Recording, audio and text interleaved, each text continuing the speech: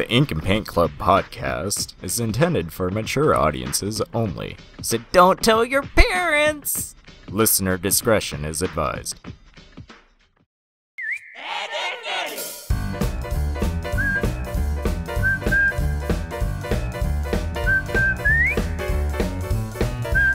You're listening to the Ink and Paint Club podcast, your weekly home for animation reviews and discussions.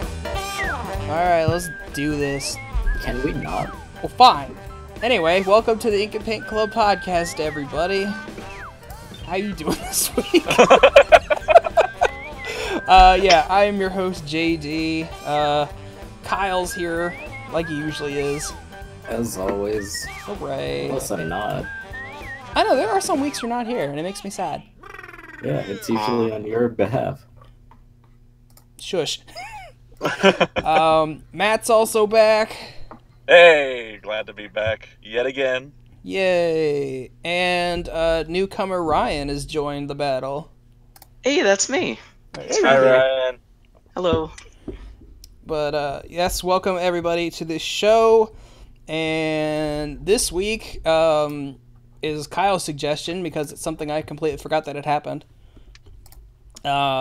So if you're a 90s child, like most of us, you may remember a little show called Ed, Ed, and Eddie.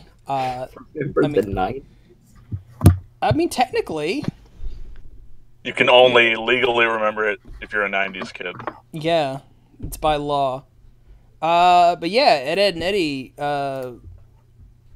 first episode came out in January of 1999, and my God, guys, it's been 20 years. 20 years? I know. Just makes you feel like an old fart. God. We're just hitting the anniversary of all these cartoons, like, all at once, because, well, specifically the Cartoon Network ones, they all seem to premiere, like, right around, like, the same time. Like, that 96 to, like, 99 era, like, most of the big-name Cartoon Network shows came out around that time. Yeah. I mean, of course, we already did the episode on the anniversary for Powerpuff Girls not that long ago. We sure did. Yeah. I think what's interesting about Ed, Ed and Eddie is I think to this day, I think it's the longest, accumulatively was the longest running cartoon on Cartoon Network, 15 years or 11 years? I don't know the exact count. For a long time. Yeah. And it's I think Ben 10 might beat it out. Like if you take all the seasons together, like all the years, but like accumulatively, like from start to finish, I believe Ed and Eddie has been the longest. Which is I find really fascinating because like it's literally just kids hanging out on a cul-de-sac and they just mined every little bit they could have out of that. Yeah. No, I mean it was very good. It was definitely like as far as if I were to rank the cartoons, like it would definitely be, I would say probably in the top 3 for me. Like obviously Powerpuff Girls is number 1. I'd probably put Ed and Eddie maybe at least number 2 or number 3. Mm-hmm. Yeah. I could definitely say that Ed and Eddie's probably one of the ones that I think has one of the higher rewatchability, especially like all that pre-seasons where they started going to school. Oh my God. Wasn't that only the one like season 5, right? Or like whatever the last season one was. The one I think it might have been, yeah. And, a lot of people say that, I mean, obviously and I think it's not necessarily because it's a season where they're in school, but it's just that thing where, as time goes by, a show is not going to be as good as it was when, for sure. It premieres and it hits its golden era. And then, so it's just a side effect of that. But I mean, even so, I would say that season of Ed and Eddie is still better than a lot of, humor-wise, is still better than a lot of other cartoons. Yeah. Yeah, I think that's interesting, because a lot of the cartoons go through this, big, brick wall of change. Like, with Dexter's Lab, it goes through an art change direction, it goes through a humor change direction, it's more minimalistic, and the one that Ed, Ed and Eddie goes through is easier to handle. It's palatable. I feel like the only real change between that Ed and Eddie made was is literally just going from cell animation to digital animation. Yeah. Yeah. Well, I mean, every show did that, but they also did a stylistic change alongside with it. Like, you already mentioned Dexter's Lab. Powerpuff Girls did the same thing. Johnny Bravo, I remember, did the same thing when they switched over, like, creative directors, too. Like, when it wasn't Van Partible anymore. They did it 3 times. Yeah, they did. That's right. They did it 3 times. And then I'm sure there's some other shows that did, too. Those are, like, the big 3 that I know, like, remember off the top of my head. Right. Grim Adventures of Billy and Mandy kind of did that. Oh, when they then they split the shows between Grim and Evil. But that was early on, and that was like when it got good, in my opinion. So. Oh yeah, it was better as separate shows for sure. Yeah. Oh, for sure. Yeah. But yeah, so Ed, Edd n Eddy, one of Cartoon Network's longest running shows. It's made by a really weird Canadian dude. Danny Antonucci. Canadians are weird. Dude, I'm like technically friends with him on Facebook, and just the weird shit he posts every day. It's like, I don't know, man. It's the most non sequitur. It's very much like, yeah, I can see how this guy made Ed, Edd n Eddy. Yeah, it's funny. He kind of comes from the same camp. Like, I think, in the same way that Jonan Vasquez like came from a background of doing a lot of adult entertainment, like, well, not adult entertainment, but writing specifically, like, you know, very gory. He wasn't like going in initially to be creating children's shows. I think he did it on I think he made the pilot for Ed, Edd n Eddy on a Dare or something like that. So I mean, before he did this, he did what was it, Brothers Grunt, Friend TV, yeah. Yeah, and he did some other stuff too. So it was like this show about a butcher or something. I forget what the actual name was. Lupo the Butcher. Yeah, there you go. The Butcher. And it's just like such a gross like style, and to see it like adapted for a kid's show, and it's very visceral. Yeah, it's very visceral, but it's so like, and I see him complain every now and again about like how cartoons just aren't cartoons anymore because they're just they feel so stiff and so automated. I'm obviously not quoting him directly, but it's just the vibe. I'm paraphrasing. It's a very fair complaint to have. But I mean, to a certain extent, I kind of agree with him.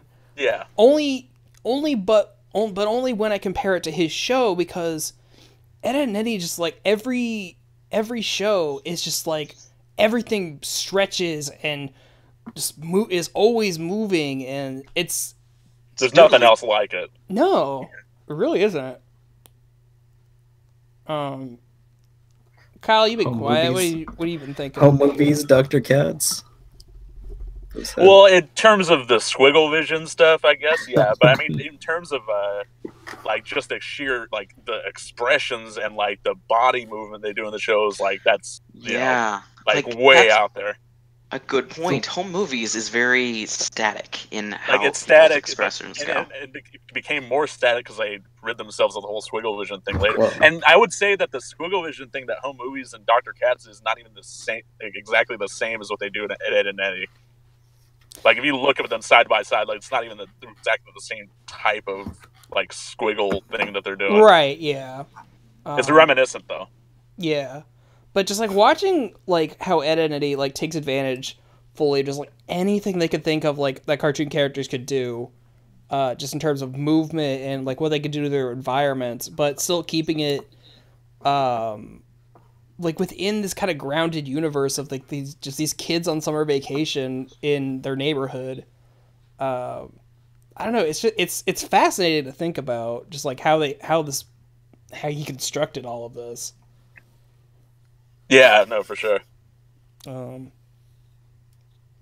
So, I mean, do you think any of you guys could like pin down like what if you had to show anybody one episode of Ed, Edd n Eddy, like which one you would show to them? Yes, that's easy. Yeah. All right, go for it. 1 + 1 = Ed. That alone just made me go, this cartoon is nuts. And as a kid, you know, because I'm a little bit younger, so I was seeing this, and this was airing. I was like 7. You don't see a lot of fourth wall breaking in cartoons at this stage. It's 2000. You know, it's in its 2nd season, and suddenly, you know, a character just reaches up to the backdrop, grabs the moon, and takes a bite out of it. Like that's fucking nuts. That is like a wait a minute. Yeah, you just sort of stare and go, what the hell's going on? They took Jimmy's outline. They took Jimmy's outline, and now he's in a picture. Oh my god! So yeah, that would be mine.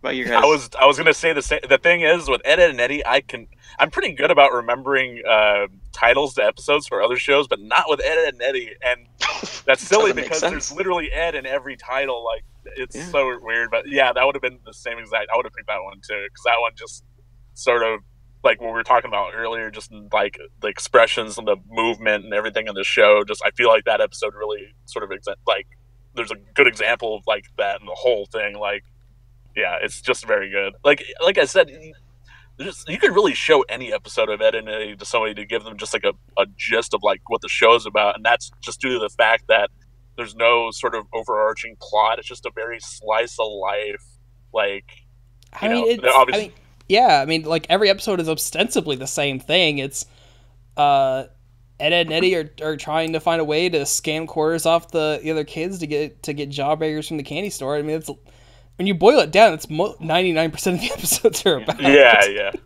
And that's kind of the beauty of it. You know, it's like they can take these characters who are not necessarily the protagonists in every episode. They're a force of like scammery, wherein they can't always be good. So sometimes they're just the bad guys. I mean, yeah. I mean, they're very much antagonists in terms of like, if you're seeing it from the point of view from any of the other kids. I mean, they're the kind of the assholes of the neighborhood. Yeah. And just the amount of times they fall for their shit.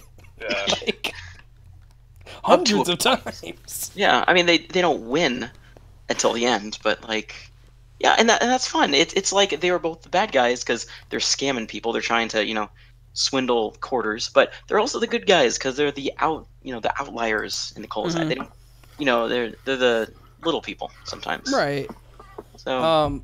And I mean, it's I like it that even though they're maybe not the most reputable characters to try to get behind, that they were able to give them even though they're kind of antagonists to the rest of the cast, they were able to give them antagonists back. Pretty much all the other kids they're all kind of antagonists to each other in one way or another, I guess. Yeah. It's like Always Sunny in Philadelphia for kids. Yeah, kind of. You know what's funny? I always agreed with that comparison until I watched there's a Canadian live action show called Trailer Park Boys, and that's if you look up at anything about what that's about, that's more of a live action Ed and Eddie than Always Sunny is, because that's literally how Ed and Eddie is about them trying to scam money to get jawbreakers. Well, basically, Trailer Park Boys, it's Canadian, and there's three main characters, and they're basically just trying to get rich selling weed. Like, it's like every edgy take on a fucking cartoon. It's the logical next step. Yeah, exactly. Oh man, Kyle, you've been quiet over there. What are you thinking about? I'll be honest, I didn't really like this cartoon. Oh no! Really? Yeah. Explain yourself. Weren't you the one that suggested the episode? Yeah. I think you just like Kyle suggests talking something about doesn't mean he things likes you it. Right. Oh, that's Yeah. funny. I can at least appreciate that it's 20 years old. Doesn't mean I have to fucking like it. I don't know, I just never really got into it. I know it's cartoony and stuff. It's just it wasn't really my show. It was one of those things that I was like, all right, I'm gonna change the channel. And Let's see what SpongeBob's up to. Oh. I don't fucking know. I mean, to be fair, that was kind of like SpongeBob's heyday, like around that time, like when it was really good. So I could kind of understand that. There you go. To a point. I'm pretty sure Invader Zim came out at the same time too. That was 2001. I was a man of options. 2001, 2002, kind of there. Yeah. Well, I mean, it still came out in the middle of its heyday. So yeah, you get what he's saying. Yeah. You're gonna have to do a retrospective on that show sometime soon. And whenever they come back for that, or when they do the movie too. Yeah. Yeah, whenever they say when the air date is. Yeah. Speaking of which, when's the Rocco movie coming out? I haven't heard dick about that in a while. I'm gonna say after everyone forgets about it. I think that's already happened. Yep. No one remembers that they're still making it.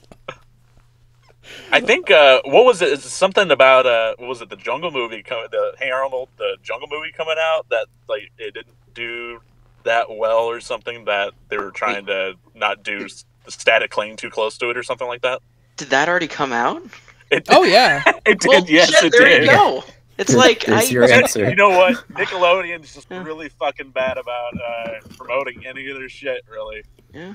Yeah, unless it's one of the. It's like Disney was like, or maybe still is. I don't know, but it's like they only promote their like really garbage live action sitcoms and all their animated stuff if it isn't SpongeBob. Yeah. Gets pushed to Disney XD. Yeah, that's where all the good shit is. Right.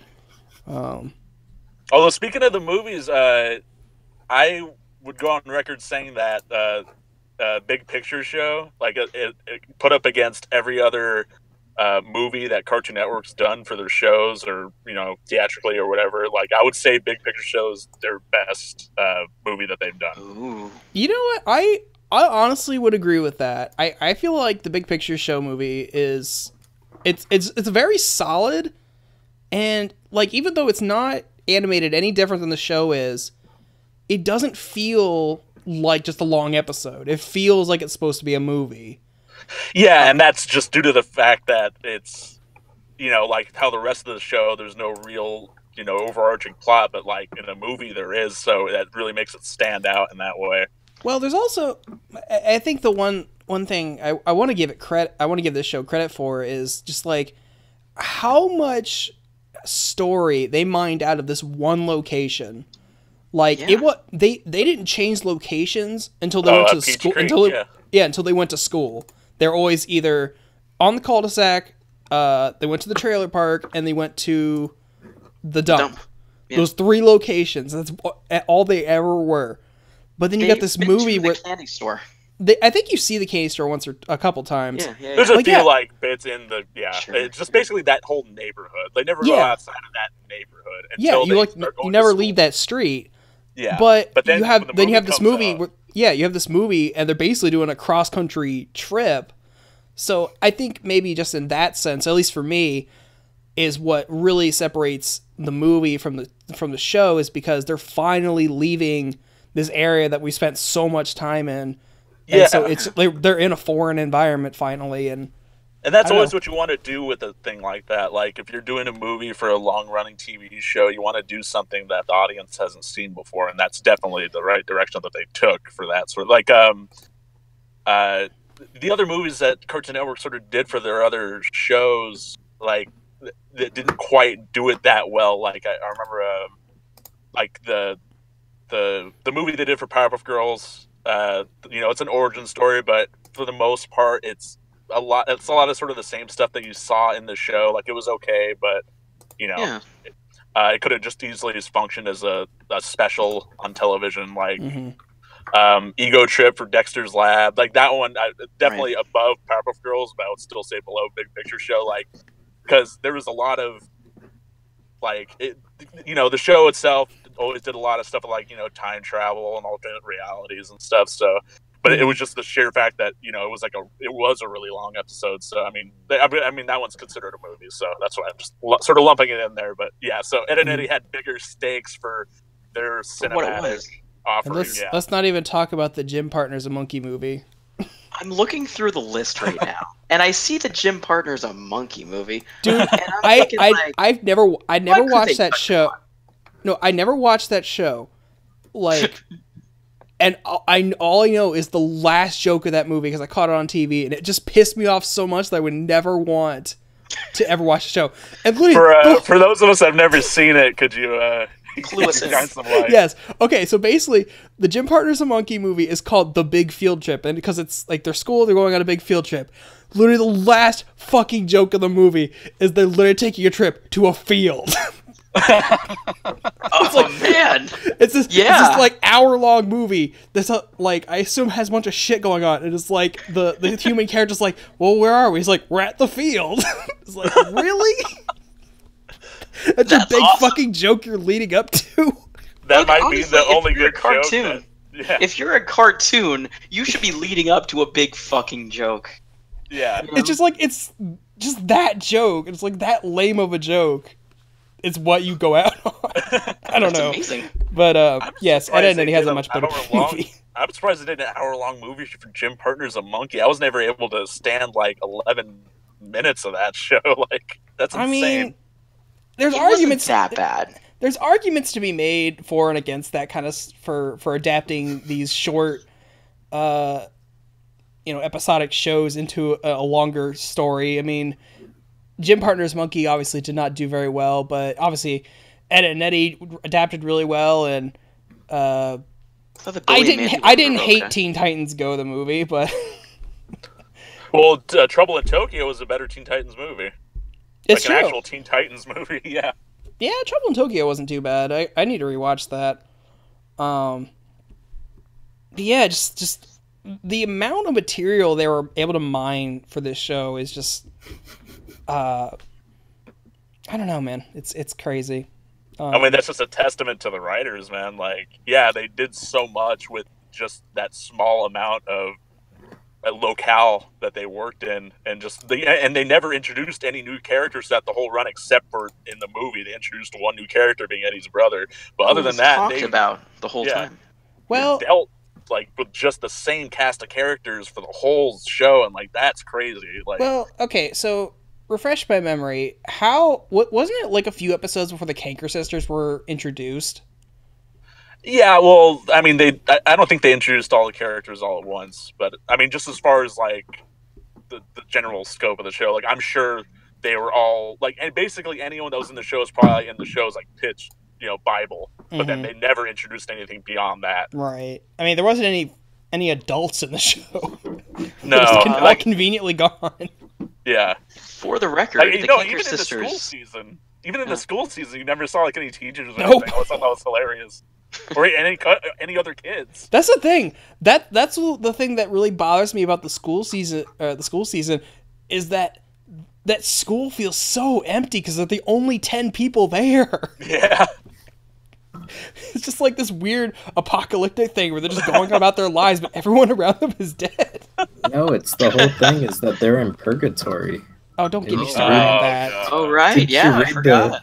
The The theories apple, and everything? chestnut. Oh my The god. YouTube theories of it. We're not getting it. It's not Halloween. It's not time for creepypastas. They all represent Oh, yeah. the deadly sins. Yeah. And And Plank's the only one who's alive. He's truly Adventure alive. Time was a boy in a coma. My He best has a friend. drawn-on mouth and he must scream. For the record, the Kanker sisters were introduced in the first episode. So Really? Okay, Yep, so that yeah, was- every character then, I think. Huh. BTFO'd. All right then. The You can first obviously see episode, how- that's the one where they're doing the backyard party and they're like in the Speedos, right? In the pool. If I remember Yeah, I right. thought that was the first episode. Yeah. That was the first one that aired. Maybe it's the pilot. oh maybe. Oh well, I guess it did air 2 episodes and a half hours, so maybe the Kanker sister was the second half of it. Well, either way you cut it. Like, Right, like I said, anyway. they didn't introduce any new, because with a lot of shows as they go on, they introduce new characters. But the other thing too is that typically the character designers for the show don't stay on for the whole run of the show. So you've got shows like SpongeBob, where you look at any new season now, and you look at any new characters that are introduced, and like their styles, they clash Like with the original cast like so much. It's like so weird to see. Yeah. Like the Bismarcky cat. Oh God, yeah. Dude, I've seen like clips of like recent SpongeBob where they actually started drawing humans, and it's bizarre. They're not. It should be live. Every human should be live action. I know, but they, except like, for Mermaid had- Man and Barnacle Boy. They Yeah. no, well that's the thing. Like those were the only 2 human characters, but then I guess in the last couple of years they did like an origin for them. Oh, where they had Adam West and Burt Ward.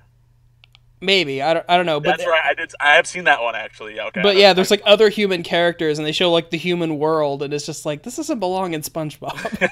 But Here's a Oh. hot take for you. I think that SpongeBob, the character himself, clashes with everyone else. I think he's meant to though. Yeah. make it Yeah, stand out, I that's- guess. Yeah. Yeah. He's so because his personality. Well, anyway, that's okay. That's for a whole. We'll do a show. SpongeBob episode one day. Yeah, that's fine. Oh, you know what? You should. I think it is. It's 30th anniversary this year, isn't it? It's May. Yeah. Well, not 30th, 20th. 20th in May. Yeah. Jesus, don't make me feel too old, Matt. Damn. Yeah. God. Yeah, like I said, a lot of these shows came out like around the same time, so they're having their anniversary this year too. So reaching peak nostalgia. Yeah. Every year is going to be the 20th anniversary of something. Pretty much, yeah. I also want to give this show credit for just kind of the strength of like its three main characters, just making them so wildly different. I think in any kind of other context, I don't understand how any of these people would be friends. Because there's literally no one else around. I guess, but they're outcasts together, Yeah. But they're like outcasts for different reasons. I mean, overall because they keep going along with Eddie's scams, but obviously Eddie's kind of the swindler, and Double D is kind of a giant nerd, and Ed's just he's just a big old dummy. He's the muscles. It's a good power trio, though. I always imagine, like, that triad of just balancing each other out. Like, there needs to be some sort of motivation force, and that's going to be Eddie. There's going to be some comedy from someone who will just blindly go wherever, he's told, so that's Ed. And then there has to be someone who has to acknowledge that all this is stupid, and that's Double D. Yeah, also the mastermind, and that's comedy. Behind sort of the engineer. Yeah. Yeah, exactly. So yeah, I mean, I think the main characters, just like they're dynamic all the way through the entire show. I mean, I don't know, it really works, and like I can't think of any other show that would have these kind of characters and make them work for that long. Because like we were saying, that like they're not most of the time they're not the most likable characters, but goddamn, do they make you want to follow them along? Oh yeah, I would say arguably Eddie is really the only one that could be not likable. Because I mean, how could you not love Ed? Like, yeah, he's a dummy, but I mean, he's got a good heart. And Double D, he's just trying to, be good. He's just trying to obey the rules, but he just keeps on getting. It's the crippling jawbreaker addiction. Just does him in. I will say that Ed is behind probably my favorite episode is the one where they dress him up like the monster. That one's great.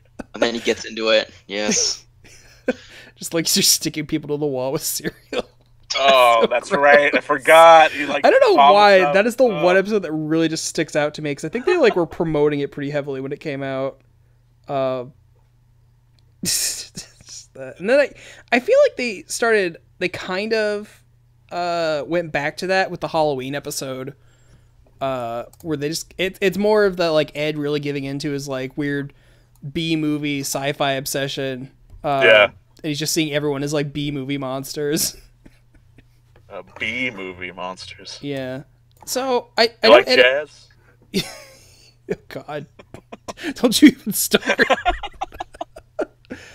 So I'm trying to remember. Did Ed and Eddie only have 2 holiday episodes? It had 4, I think. It had 4 specials, and then it had 5 seasons, 4 specials in the movie. Like, I think one of the last lines of the movie is literally like Double D lists off how long been. Yeah, hang on. Let me see if I can find it here. Yeah, because I know 130 episodes, 4 specials, and a movie. Yeah, that's what it was. Yeah, so 4 specials. That's the Valentine's Day one, the Halloween one, the Christmas one, and then I think the 4th one's not really a holiday special, but it's an alien invasion one. That might be related to the crossover stuff they were doing at the time. Oh yeah. Yep. That was nuts, okay. Though. I forgot the Valentine's one. Oh, it has the best title though. What was the title? Ed and Eddie's Hanky Panky Hullabaloo. Oh, yeah.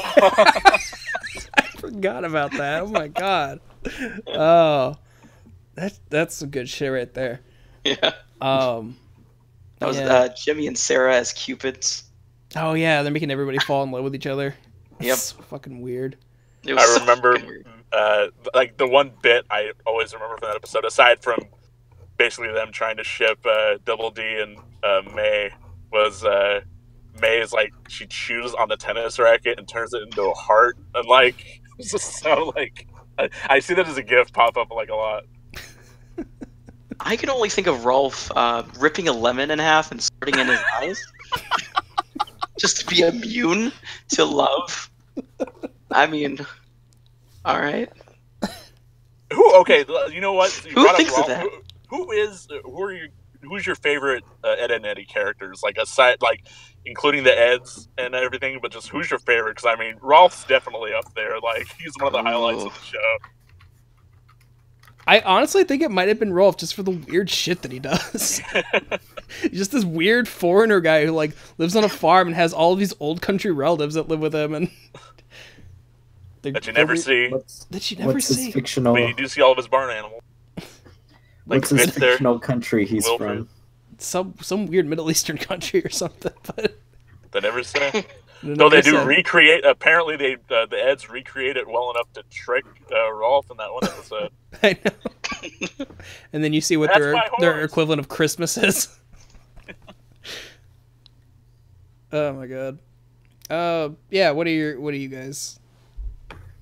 When I think of weird foreigners, I'm sorry, but like I think of just the random country of Bakharistan, which I think Volby from Jimmy Neutron is from. Oh, yeah. So I like to imagine same place. They're neighboring countries. Yes. Jeez. My favorite was probably Double D all throughout, but my personality was closest to Jimmy growing up. You know, life was tough for a kid with a mouth guard like that. Oh, okay. Yeah, I sympathize with Jimmy. Yeah. Did you have your outline ripped out at some point too? You know what? Now that I think about it, no. But I was Did always you ever become a very deceitful like trickster, like it's some like halfway through the show? That was the best example of character development ever. Yeah. Like that just adds depth to maybe the most shallow character at the time. Yeah, definitely. Maybe. Yeah. So. And that was the whole. I can't remember the context of that episode. Like I remember there being like a footprint that they literally hoist the whole cement block off of to try to compare each other. Like, but I can't remember what. It was some sort of friendship float that a hockey stick was jammed through. Oh, and they're trying to figure out who. Oh, okay, that's right. Okay, Yeah. I didn't remember. Did anyone ever play the video game? The Miss Ed Ventures, the one for the GameCube? I did. Actually, I don't technically own it, but my cousins did, and I do have their copy. I did try to play through it once. It's It's a licensed borrowing game. It. Nice. It's a licensed game. It is what it is. I'll tell you what's cool about that game is the behind the scenes video that they had included with it, when it actually has like all the voice actors and stuff. Yeah. Like that was a cool like sort of behind the scenes thing that they didn't you didn't really get to see a lot of like back in whenever that was made, like 2004, 2005. Mm-hmm. So it was really cool to see all that. I had it on the PlayStation, and I think I completed everything in that game except for there was like these side. I think it was like a side mission or something where it was like this sci-fi space alternate reality thing, and I think Ed turns into the monster or something. And they're basically just running around in space gear with like makeshift space lasers and stuff. I think that was the only part of the game I didn't actually finish, but and I know I think there's more than just that, because I know they made that for the Game Boy too. Yep. And I think there was another video game on the Game Boy. The Game Boy one, there was one called Ed and Eddie Jawbreakers, and that was the only one I played. Yeah, that one. It was like a side scroller. It was bare bones. It was tough for a kid who, was used to the Marios and the Sonics, and I don't know, it was like slow paced and real. I heard that the console one was better. How about that? I think it's weird because for the kind of show that Ed and Eddie is, I going into it as a kid, I didn't feel like how would they make this into like a video game, just because it's so like you were saying, it's such a slice of life kind of show. Mm-hmm. But it almost has like, and I hate to make this comparison, it almost has like a Sonic Heroes kind of mechanic. Oh, the switching of the I get what you mean. And I kind of like that because there's like Double D is the only one that can fix things. If you switch to Ed, he can basically become a battering ram that runs through things. I forget what Eddie's skill. Isn't that a Lost Vikings kind of mechanic? I don't know what Lost Vikings is. Or whatever that Viking game is. I don't know what that is. But anyway, Kyle's gonna do some research here. Well, Kyle does that. I don't know. I just thought it was interesting in the sense that you really finally got to explore the neighborhood on your own. You really got kind of like you finally got to understand the layout of where everything is. You get to run through everyone's backyards. I think you get to go over to the school and run through the dump. I think you go over to see the trailer park and all that stuff. So I mean, that's neat. I don't think the characters translated well at all into 3D. In fact, I think they're all kind of horrifying. Because Eddie's got like this big like duck bill of a mouth, and I remember Double D kind of looked like a Muppet. Kevin's chin is just obnoxious. No, Kevin got it the worst. I think Ed is the only one that translated even decently, and if I remember right, they even tried to like emulate the squiggle outlines with everybody. So like I don't know, just these 3D models are just really bizarre, but the gameplay was fun from what I remember. A decent effort. And I mean, they got everybody from the show back, so everyone's their own voice actor, and it's got a whole new plot.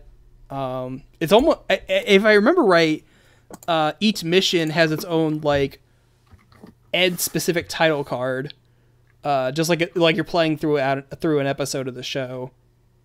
Oh, that's cool.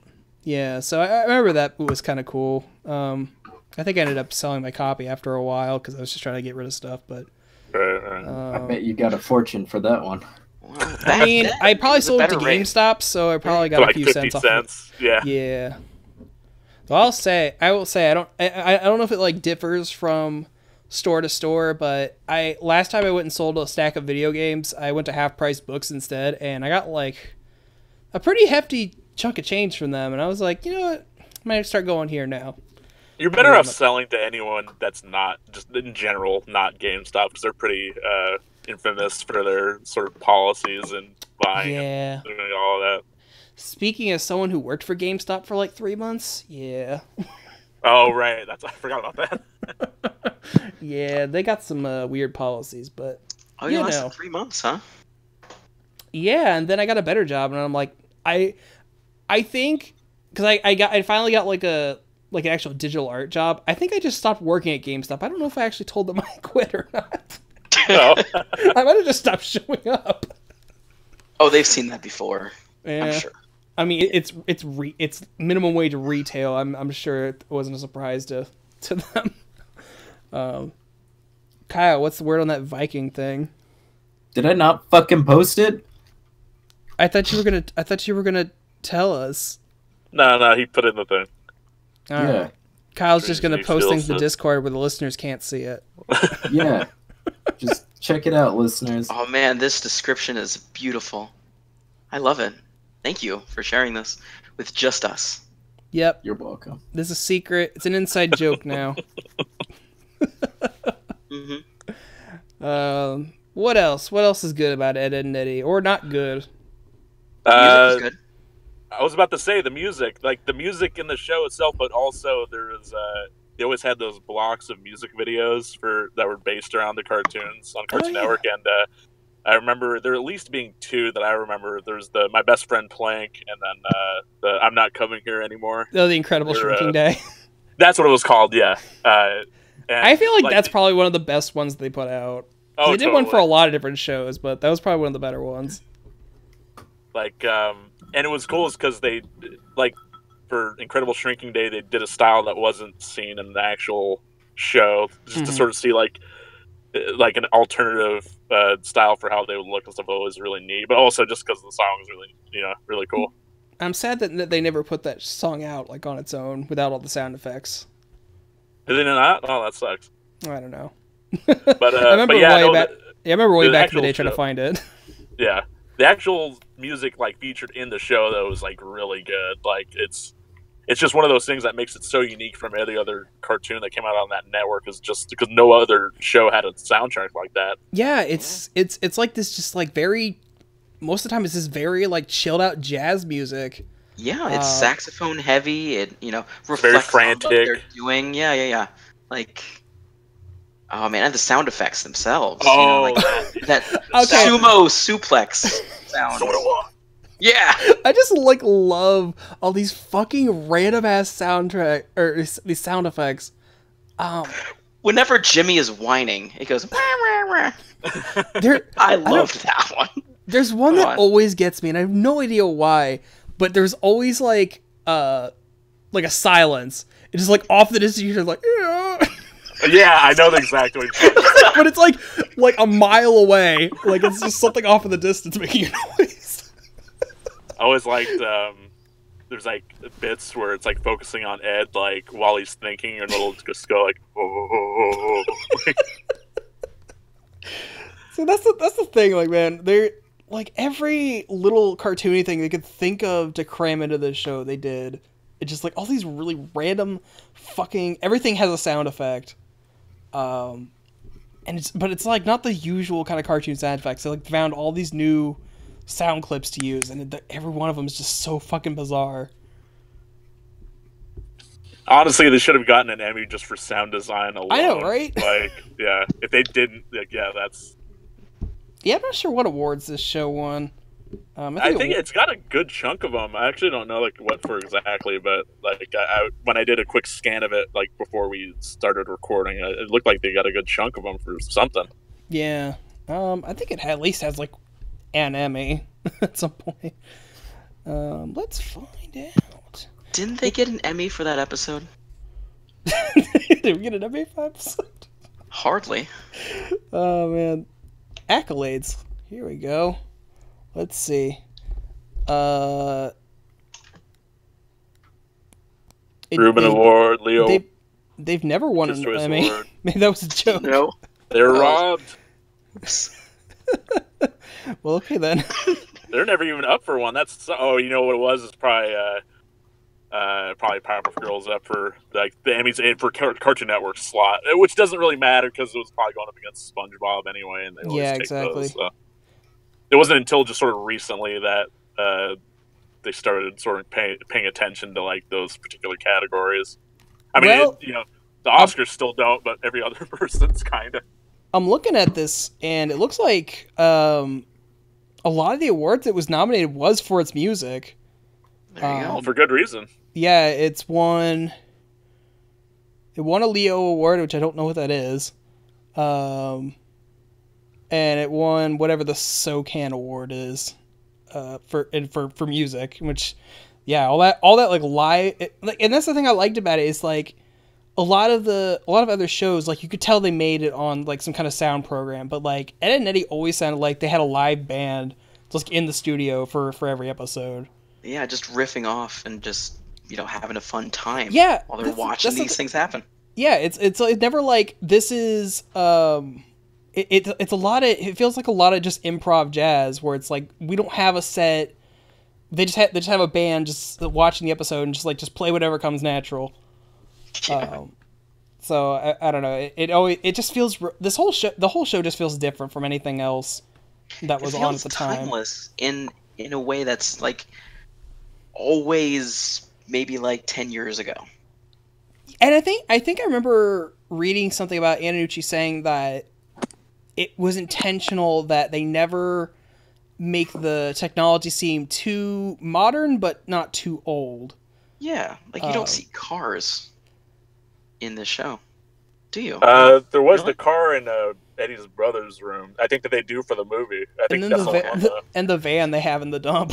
Yeah, but Oh, I mean, yeah, it's a that's dump right. van. It's not a current van. If anything, we Right. know. Yeah, it's I mean, old, but- yeah, all the cars, any vehicle you would see, it's just like, it just looks like a standard, like, everyday thing. But, like, they don't have the internet, they don't have cell phones or anything, but, like, they still have television and comic books and all that kind of stuff. So it's like, like we're saying, it doesn't feel too modern, but it doesn't feel too old. So, yeah, like you're saying, it always feels like it's 10 years ago, no matter at what point of your life you're in.